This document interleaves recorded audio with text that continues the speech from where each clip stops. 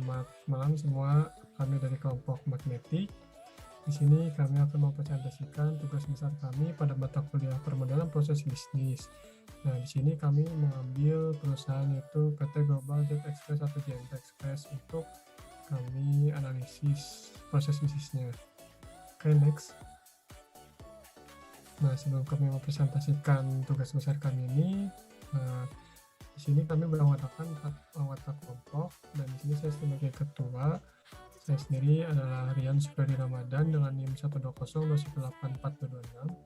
Selanjutnya, Perkenalkan, nama saya Muhammad Isbafuji dengan NIM 12021941106. Oke, selanjutnya. Perkenalkan, nama saya Muhammad Faris Nurlian dengan NIM 120194354.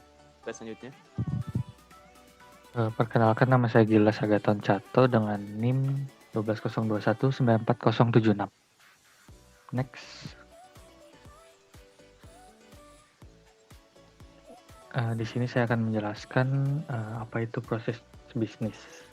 Proses bisnis adalah suatu kumpulan pekerjaan yang saling terkait untuk menyelesaikan suatu masalah tertentu. Nah, proses bisnis itu memiliki fungsi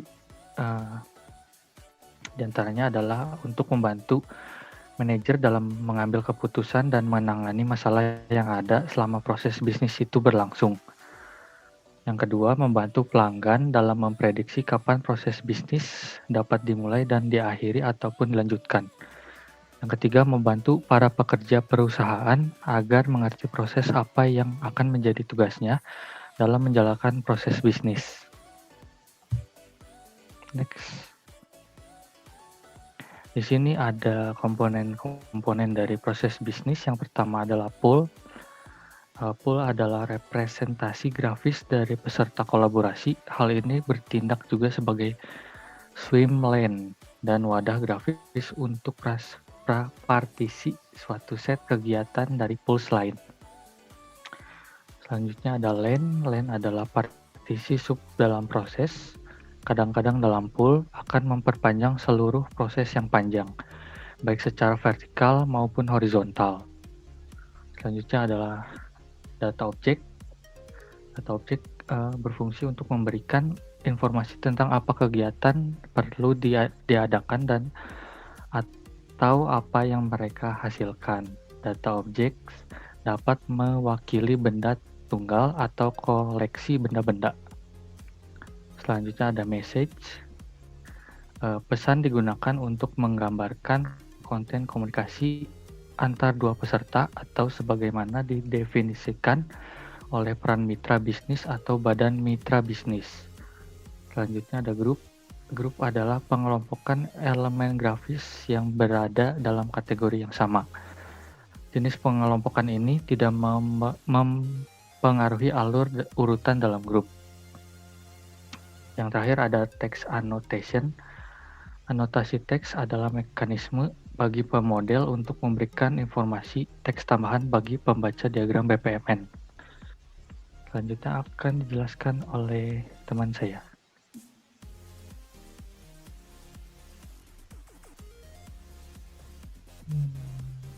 Next slide. Oke, baik. Baik, terima kasih. Di sini saya akan melanjutkan penjelasan dari rekan saya.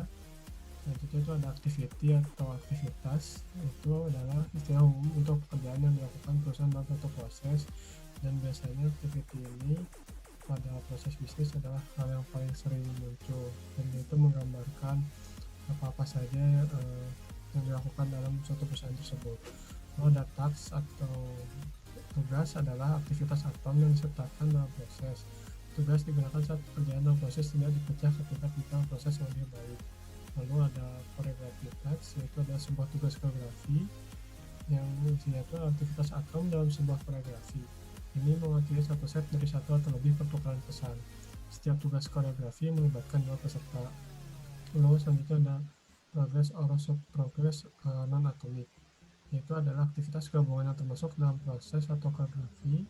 Ini adalah gabungan yang dapat dipecah menjadi tingkat detail lebih halus melalui serangkaian sub kegiatan. Dan yang terakhir ada sub proses, yaitu dia itu memiliki memiliki tanda plus di tengah bawah untuk menunjukkan bahwa aktivitas tersebut adalah subproses dan memiliki tingkat detail yang lebih rendahnya. Jadi di dalam subproses ini sendiri ada proses yang menjelaskan lagi subproses ini gitu. Okay, next. Oke, selanjutnya di sini saya akan menjelaskan sejarah PT Global Jet Express atau JNT. Sejarah JNT Express sejak didirikan pada tahun 2015, kini telah berkembang dengan memiliki lebih dari 1.200 road point kantor cabang di kota-kota seluruh Indonesia, didukung dengan 9.000 sumber daya manusia dan 1.000 armada. JNT Express mampu mengirim lebih dari 150.000 paket per hari. Adapun pada bulan Ramadan dan Lebaran 2017, lalu pengiriman JNT meningkat hingga 8% dengan kiriman 250.000 per paket per hari.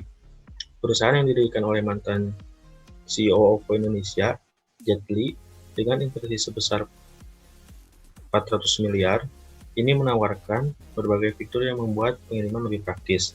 Dengan layanan gratis jemput paket di tempat, pelanggan dapat mengirimkan barang dari mana saja tanpa minimum jumlah dan berat paket. Dengan layanan ini, pelanggan tidak perlu lagi mendatangi drop point atau kantor cabang untuk mengirim paket. Selain itu, real-time tracking system dapat melacak proses pergerakan paket dan memprediksi kapan bakal sampai di tujuan secara lebih mendetail. Oke, untuk selanjutnya. Di sini saya akan menjelaskan visi misi dari PT JNT. Next. Jadi visinya yaitu untuk membangun sebuah perusahaan ekspres yang berbasis pengembangan teknologi internet dengan jangkauan sampai ke Asia Tenggara. Dan misinya menjadikan bisnis online pelanggan lebih praktis dan efisien dan mendorong pelanggan melakukan bisnis besar di platform e-commerce. Dan selanjutnya ada tujuan perusahaan, yaitu tujuan dari JNT Express yaitu menjadi jasa ekspedisi nomor 1 di Indonesia dan ingin memberikan pengalaman belanja online yang menyenangkan bagi masyarakat. JNT Express menawarkan layanan yang terbaik dan mengutamakan kecepatan dan juga harga yang ekonomis.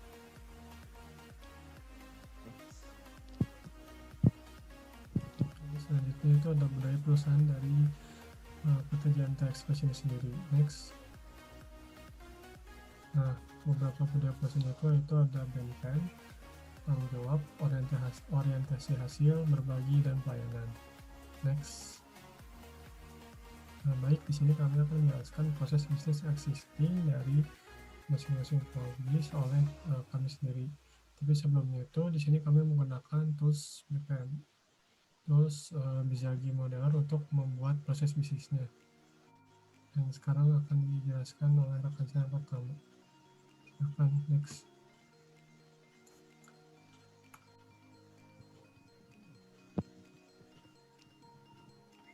Oke, jadi yang pertama ada proses bisnis administrasi data pengiriman barang. Jadi di dalam proses bisnis ini yang pertama adalah pelanggan melakukan proses pengecekan dan mempersiapkan barang yang akan dikirim. Setelah itu, pelanggan akan memilih proses pengiriman barang ke kantor menggunakan jasa layanan pick up tanpa biaya tambahan atau memilih layanan drop off dan menyerahkan sendiri barang ke counter JNT. Jika memilih jasa layanan pick up, pelanggan harus membuka aplikasi JNT terlebih dahulu. Setelah itu, pelanggan menginputkan berapa berat barang yang akan dikirimkan di aplikasi. Lalu pelanggan menginputkan ukuran barang yang akan dikirim. Ini di tas ini terdapat output dokumen. Output dokumen itu detail barang. Selanjutnya, jika sudah mengisi data, pelanggan harus mensubmit data barang yang telah diisi. Dari sini ada terdapat input dokumen. Input dokumennya itu detail barang. Setelah itu, pelanggan tinggal menunggu petugas untuk menjemput barang. Jika memilih jasa layanan drop off, petugas akan mengukur berat barang terlebih dahulu. Setelah itu, petugas akan mengukur ukuran barang yang akan dikirim. Sesudah pengukuran, petugas menentukan ongkos kirim barang yang akan dikirimkan. Di dalam kedua teks tersebut terdapat output dan input hasil kalkulasi. Selanjutnya, barang yang akan dikirim akan dilakukan pengecekan packaging sesuai standar keamanan oleh petugas. Lalu, pelanggan akan mendapatkan form pendataan. Setelah itu, pelanggan diminta mengisi data alamat, identitas pengirim, dan juga identitas penerima. Di sini terdapat output dokumen form pendataan. Setelah data terisi, petugas akan melakukan pengecekan kelengkapan data-data tersebut. Di sini ada input dokumen form pendataan. Setelah itu, jika data belum lengkap, maka petugas akan mengembalikan data dan barang ke pelanggan untuk melengkapi data-data tersebut. Jika data sudah lengkap, maka proses akan dilanjutkan. Nah, petugas memberikan pilihan metode pembayaran. Di sini ada output pilihan pembayaran COD atau langsung. Setelah itu, pelanggan akan memilih metode pembayaran menggunakan COD atau menggunakan metode pembayaran langsung. Di sini ada input dokumen pilihan pembayaran COD atau langsung. Jika menggunakan metode pembayaran COD, maka pelanggan tinggal hanya menunggu kwitansi dari petugas. Lalu, jika menggunakan metode pembayaran langsung, maka pelanggan harus membayar sesuai ongkir yang sudah ditentukan.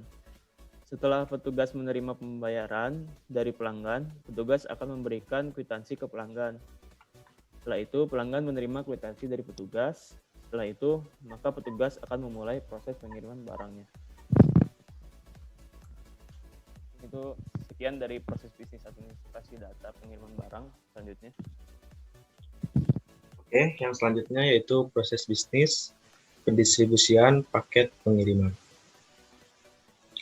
Itu untuk yang pertama, customer mengirimkan paket ke drop point terdekat.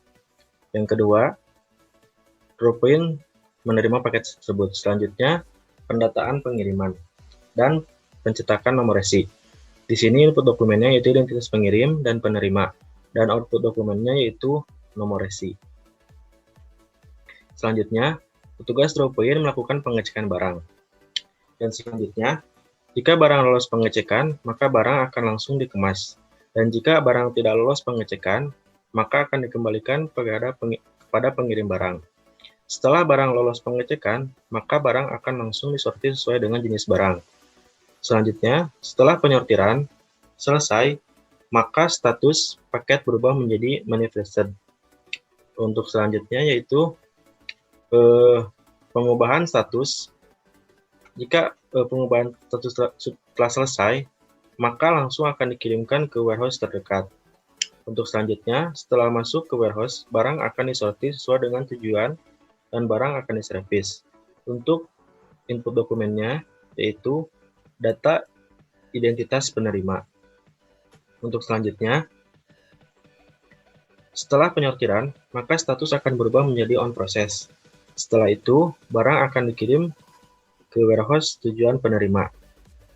Setelah dari warehouse, barang akan dikirimkan ke warehouse tujuan. Di warehouse tujuan, maka barang akan disortir kembali sesuai tujuan barang. Di sini, input dokumennya yaitu identitas penerima. Selanjutnya, status akan berubah menjadi on transit. Setelah itu, barang dikirimkan ke drop point terdekat penerima. Dan untuk yang terakhir, barang tiba di drop point penerima. Mungkin cukup sekian penjelasan dari proses bisnis pendistribusian paket pengiriman. Untuk selanjutnya, dipersilakan. Selanjutnya ada proses bisnis pelayanan pengiriman paket. Yang pertama dimulai dari divisi transportasi akan menyiapkan barang yang akan dikirim. Setelah itu divisi transportasi akan mengangkut dan mengirim paket sesuai jalur. Kemudian barang diangkut dan dikirim melalui beberapa jalur yang ada sesuai dengan jalur pengiriman. Jika mengirim barang menggunakan jalur rel, maka akan menggunakan kereta api. Jika mengirim barang melalui jalur udara, maka akan menggunakan pesawat. Jika mengirim barang melalui jalur darat, maka akan menggunakan mobil atau truk. Jika mengirim barang melalui jalur laut, maka akan menggunakan kapal laut. Setelah itu, divisi transportasi mengirimkan barang ke warehouse GNT. Kemudian, divisi pick up center dan destinasi menerima barang tersebut di warehouse. Selanjutnya, divisi pick up center akan mendata ulang barang. Kemudian mengecek dan memastikan barang apakah sudah sesuai destinasi. Kemudian jika pada saat perjalanan terjadi bencana atau kerusakan pada barang, maka warehouse akan mendata barang yang terkena bencana. Kemudian memproses barang yang rusak saat perjalanan. Setelah itu GNT akan mengganti kerugian. Kemudian, jika pada saat perjalanan tidak terjadi bencana, maka warehouse mengirimkan barang ke drop point terdekat sesuai alamat pengiriman. Selanjutnya, petugas menerima barang di drop point terdekat. Setelah itu, petugas akan memastikan paket sesuai dengan destinasi. Kemudian, kemudian petugas akan menghubungi kurir. Selanjutnya, kurir akan mengambil barang tersebut dan kurir akan mengirim barang ke alamat tujuan. Yang terakhir, customer akan menerima barang tersebut dan proses bisnis telah selesai. Selanjutnya, Oke, baik. Selanjutnya itu proses bisnis rekrutasi karyawan. Proses ini dimulai dari divisi HR Recruitment yang melakukan identifikasi terhadap kekosongan posisi pada perusahaan. Lalu dilanjutkan dengan mengajukan rencana rekrutasi karyawan baru kepada HR Manager. HR Manager itu dia mengkonfirmasi rencana rekrutasi karyawan tersebut. Setelah dikonfirmasi, HR Recruitment melakukan publikasi rekrutasi karyawan melalui berbagai media seperti media sosial dan website. Setelah itu, pelamar akan melihat broadcast iklan rekrutasi karyawan tersebut dan pelamar akan menyiapkan berkas lamaran. Lalu, pelamar mengirimkan berkas lamaran yang sudah disiapkan ke PT Global Jet Express atau GNT Express. Kemudian, HR Recruitment menerima berkas lamaran tersebut. Lalu, HR Recruitment melakukan seleksi berkas yang nantinya dari seleksi berkas itu mengeluarkan dokumen list pelamar yang sesuai rekrutmen. Nah, setelah itu, jika pelamar memenuhi rekrutmen, maka akan dilakukan pemanggilan pelamar yang memenuhi rekrutmen dengan memerlukan dokumen list pelamar yang sesuai rekrutmen. Jika tidak, maka proses berakhir. Selanjutnya, setelah HR Recruitment melakukan pemanggilan, pelamar akan melakukan tes kompetensi dasar. Selanjutnya, setelah melakukan tes kompetensi dasar, akan dilanjutkan dengan tes psikotes, lalu ada tes kesehatan dan tes wawancara, dan dari keempat hasil tes tersebut memunculkan dokumen yaitu hasil tes. Setelah pelamar menjalani semua tes yang dilakukan, maka HR Recruitment akan memilih pelamar yang sesuai standar perusahaan. Kemudian, HR Recruitment akan mengirimkan berkas pelamar yang lolos semua tes dan terpilih ke HR Manager untuk meminta konfirmasi. Dan bagi pelamar yang tidak memenuhi hal tersebut, maka proses rekrutasi akan selesai. Dan dari situ, proses tersebut menghasilkan dokumen list pelamar yang diterima. Setelah itu, HR Manager akan melakukan konfirmasi dan mengeluarkan dokumen list pelamar yang diterima. Setelah dikonfirmasi oleh HR Manager, HR Recruitment akan mengeluarkan pengumuman pegawai yang telah diterima di perusahaan dengan memerlukan dokumen list pelamar yang diterima. Terakhir, pelamar yang diterima akan menerima informasi bahwa pelamar tersebut telah diterima menjadi karyawan dan proses berakhir. Oke, next. Selanjutnya adalah proses bisnis targeting. Karena tadi kami membahas existing, sekarang kami akan membahas proses bisnis targeting dari masing-masing proses bisnis yang kami analisis. Ya, selanjutnya. Jadi proses bisnis targeting dari administrasi data pengiriman barang itu perbaikan desain proses bisnis terletak di dua pool, yaitu di pool pelanggan dan administrasi. Jadi perbaikan yang pertama itu saat pelanggan menginput detail barang, terdapat beberapa tes yang bisa digabungkan seperti tes menginput berat dan tes menginput ukuran. Kedua tes tersebut digabungkan menjadi subproses input detail barang. Dan perbaikan yang kedua itu saat petugas mengukur berat dan mengukur ukuran Lalu kedua tes tersebut bisa digabungkan menjadi subproses mengukur barang. Oke. Selanjutnya.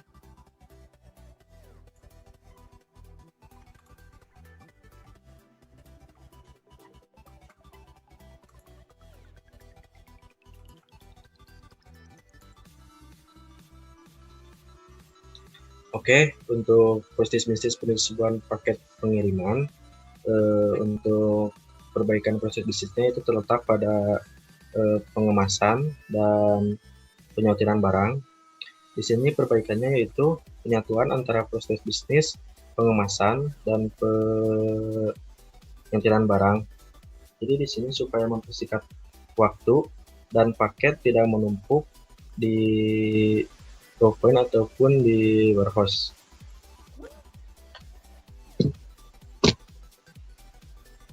Oke, untuk selanjutnya.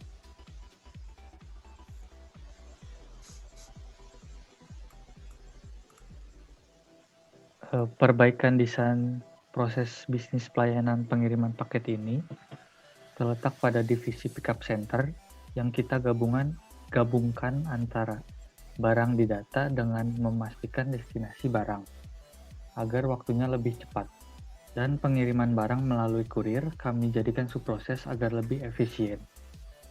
Oke, next. Oke, baik, selanjutnya proses bisnis rekrutasi karyawan, targetingnya ya. Di sini, di proses bisnis ini perbaikannya itu terletak pada pool pelamar, di mana pada saat pelamar melaksanakan tes terdapat beberapa task yang bisa digabung menjadi subproses, yaitu saya gabung menjadi tes rekrutasi untuk mempercepat proses. Lalu yang kedua itu ada pada subproses tersebut di bagian tes psikotes dan tes kompetensi dasar juga saya sudah menggunakan notasi paralel repetition sehingga proses tersebut menjadi lebih efisien.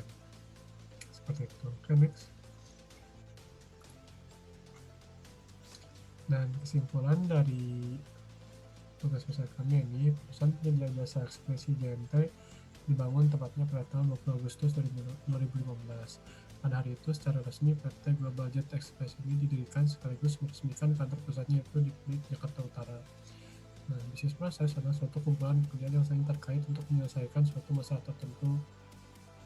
Proses analisis dan desain pada PT Global Jet Express atau JNT Express ini sendiri sudah dilakukan dengan sangat baik, sehingga pada proses bisnis existingnya sudah baik dan hanya perlu memperbaiki sebagian kecil prosesnya untuk menjadi lebih efisien lagi. Oke, sepertinya cukup sekian presentasi dari kelompok kami. Terima kasih atas perhatiannya.